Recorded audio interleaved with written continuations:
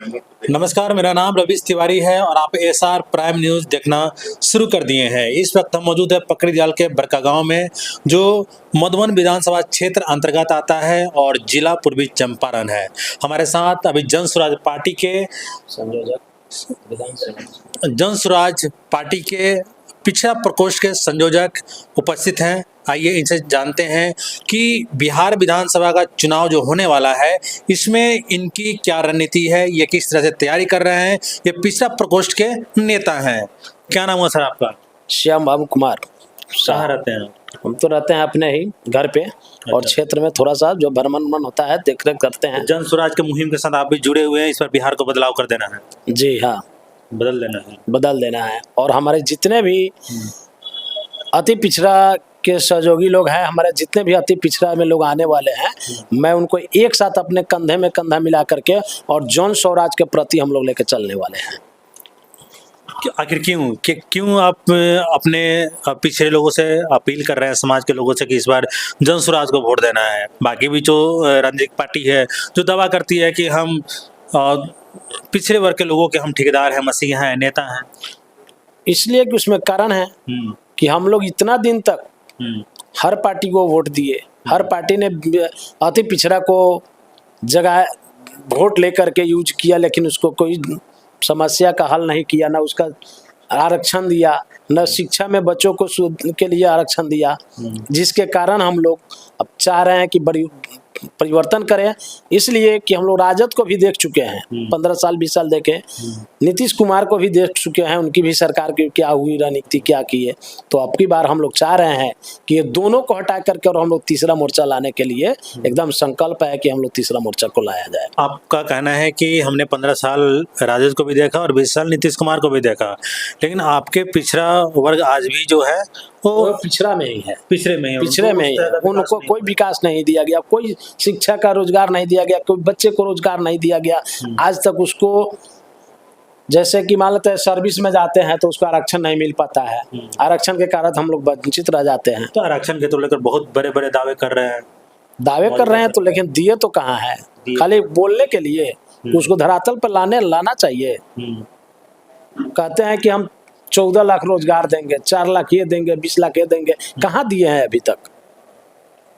अभी तक कहाँ दिए हैं? अभी नीतीश कुमार जी मोतिहारी आए थे कुछ दिन पहले। उनका कहना था कि हमने 20 लाख रोजगार देने का वादा किया था, लेकिन 40 लाख लोगों को रोजगार दिए, यानी युवाओं को रोजगार दिए। और सबसे ज़्यादा हमने पिछड़े वर्ग के लोगों को, जो पिछड़ी जाति हैं, उन लोगों को हमने रोजगार दिया है। तो कहने के लिए कि धरातल पर दिखाए और नेट पर दिखाए हमको कि इतना लोगों को दिए हैं, एक भी उसको सर्किल करके दिखाए कि इस जाति में इतना नौकरी दिया है, इस जाति समीकरण जो कराए, जाति जनगणना कराए, उस तरह ही बता करके दे कि कितने जाति को किसको दिन सर्विस हम दिए हैं। और रही बात की नीतीश कुमार, माननीय प्रधानमंत्री नरेंद्र मोदी जी आए हुए थे मोतिहारी में और बोले हुए थे, आज से पहले 5 साल पहले की मैं बात बता रहा हूँ, बोले हुए थे कि अपनी बार मैं जब भी आऊंगा मोतिहारी में तो मोतिहारी के चीनी मिल का ही मैं चाय पीऊंगा। लेकिन फिर भी अपनी बार आए हैं तो मोतिहारी का चीनी मिल क्या कि मोतिहारी का सारा चीनी मिल का प्रॉपर्टी, उसका सब मशीन जो है, प्रॉपर्टी है, सब बिक गया, सब खत्म हो गया। मोदी जी कहाँ हैं? उनको बताना चाहिए और बोलना चाहिए कि हम बोले हुए थे तो उस जुबान पर खड़ा हो, लेकिन आज तक खड़ा नहीं हुए। क्यों? मैं उस मोदी जी से भी पूछना चाहता हूँ ये क्वेश्चन कि उनका ही उन नेताओं के बारे में आप क्या कहना चाहेंगे जो अभी सत्ता में हैं और इनके रहते हुए मोदी जी गुजरात में फैक्ट्री बनवा रहे हैं और यहाँ पे लोगों को ट्रेन का सौगात दे रहे हैं ताकि यहाँ का बेरोजगार युवा पलायन करके दूसरे प्रदेशों में जाए? उन नेताओं को क्या कहना चाहेंगे? मैं उन नेताओं का यही कहना चाहूँगा कि जिस तरह वो लोग अपने राज्य में या अदर राज्य में जो दे रहे हैं, उस तरह मेरे बिहार में भी दे। और नहीं दे तो उन लोगों को मैं चाह रहा हूं, अपने पूरे समाज और पूरे देशवासियों को, बिहार वासियों को मैं कहना चाहता हूं, भाई वैसे लोगों को नहीं चाहिए, वैसे लोगों यहाँ नहीं चाहिए विकास। कि हम लोग को वैसी सरकार चाहिए कि हमारे बिहार में भी कुछ फैक्ट्री आ जाए, कोई रोजगार आ जाए, जिससे हम लोग का बच्चे लोगों का भविष्य बने। जो 15 साल में नहीं दिए, जो 20 साल में नहीं दिए, क्या लगता है कि वो इस चुनाव में दे देंगे? एकदम नहीं देंगे। ये तो जब 20 साल में नहीं दिए तो अब चुनाव के समय में क्या देंगे? रेवड़ी बांट रहे हैं ये लोग वो अभी। लोग तो चाह रहे हैं, वो भी तो खोज है, तो प्रशांत किशोर जी का खोज है हुआ। इनके डर से लोग डरा करके जो है 400 के जगह पर 1100 किए। जो तो प्रशांत किशोर का कहना है 2000 दीजिए। अदर पंजाब में, राजस्थान में देखिए तो वृद्धा पेंशन ज्यादा है, और मेरे बिहार में 400। तो ये लोग जो हल्ला किए, ये लोग आवाज उठाए, बुलंद किए, इस आवाज को, इसके वजह से ये लोग डर करके 1100 रुपया किया। नहीं तो आज 1100 किया है। इसके पहले पिछले, इससे आज से जितना दिन पहले जो 400 है, दूसरे स्टेट में 2000 था, उसके वंचित जो हुआ है उसका भरपाई लोग करे हमको। आपके क्षेत्र में किसानों की समस्या किस तरह की है? हमारे क्षेत्र में किसान की समस्या है कि किसान को बिजली नहीं मिलती है, जिससे कारण सिंचाई नहीं होती है, समय पर उसको बीज नहीं मिलती है, खाद नहीं मिलती है। इससे तो किसान की बहुत सारी समस्याएं हैं। किसानों के लागत पे, किसान को लालच में लोग का आर्थिक बहुत स्थिति खराब है किसान की।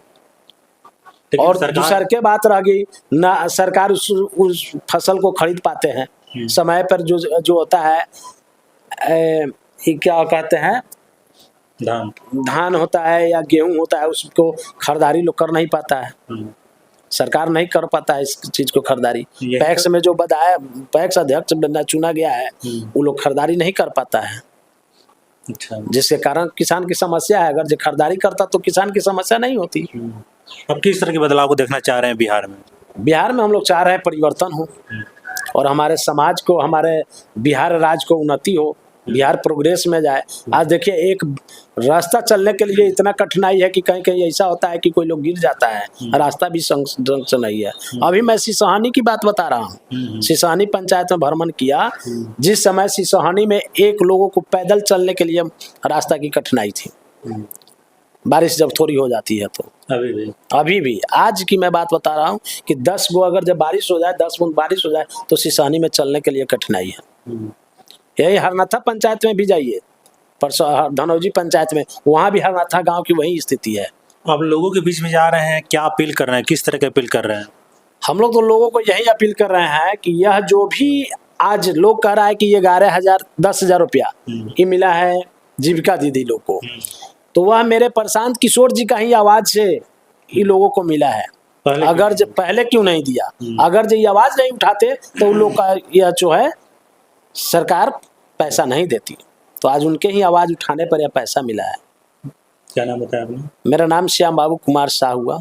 बहुत बहुत धन्यवाद। ये थे मधुबन विधानसभा के संयोजक, पिछड़ा प्रकोष्ठ के हैं, और श्याम बाबू जी। इनका कहना है कि हमारे पिछड़ा समाज में बहुत बड़ी समस्या है, सिर्फ हमेशा हम लोग विकास से वंचित रहे हैं। तो इस बार जन स्वराज के पार्टी को जिताना है, जन स्वराज के सरकार बिहार में बनाना है, एक बड़ा बदलाव लाना है, ताकि सबसे पहले इन लोगों का समाज, इनका कहना है कि हमारे समाज में आज भी सबसे ज़्यादा अशिक्षित लोग हैं, सबसे ज़्यादा बेरोजगारी मेरे समाज में है। हम लोग के जहाँ पे घर है वहाँ पे सड़कें आज भी नहीं बनी हुई है। तो कहीं ना कहीं ये लोग बदलाव लाना चाहते हैं। मिलते हैं अगले वीडियो में, तब तक के लिए धन्यवाद।